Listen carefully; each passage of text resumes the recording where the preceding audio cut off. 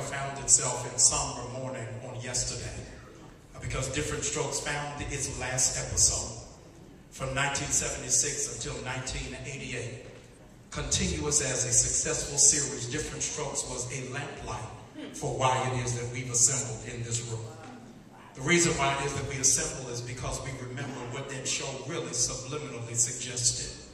That here were two young black men who were without parents, who died because of an unnamed cause, who presumably did not have health insurance, who did not have an extended family who could take them in. And a patriarchal white man had to come and take in two black boys because a black community could not find the means to raise them. Might I suggest to you, our leadership is because children are asking, who's going to raise us? Are we going to let somebody else raise our children, educate our children, and show them what it is that they're supposed to be about? All of us should have, in fact, had a startling reality when the young lady suggested it took this moment for her to realize when it is that the NAACP was founded. In the Jewish community, they have a motto that says, never again. In the black community, we ask ourselves, when will it end? To this generation, because we got all of the benefits of civil rights, but we forgot the sacrifice of civil rights. We were so quick to cash in on private school and BMWs and have satellite dishes and swimming pools that we forgot our children ought not think that they have a false sense of entitlement. That there has to be some labor, some sacrifice to understand that you're not going to the University of Miami and Princeton and Harvard because you got good SAT scores. You are where you are because somebody nameless and faceless marched for you and made a sacrifice for you to be where it is that you are on this life. He found himself lost and found his way lost. Gary Coleman did. Because in fact he was unable to grow.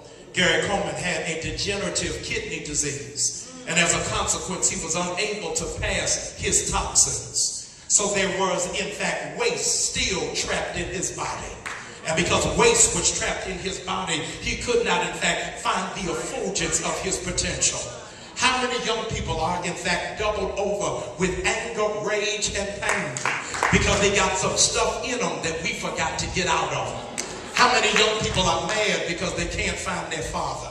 How many of them are upset because they've been placed unnecessarily in special education? How many of them are frustrated because they are on prescriptions of Prozac and Ritalin? How many of them can't find their way because they can get a scholarship to throw a football, but not a scholarship to design a new spec? For the seventh thing, I want you to, in fact, just do one thing that Gary Coleman was never able to do. Grow up.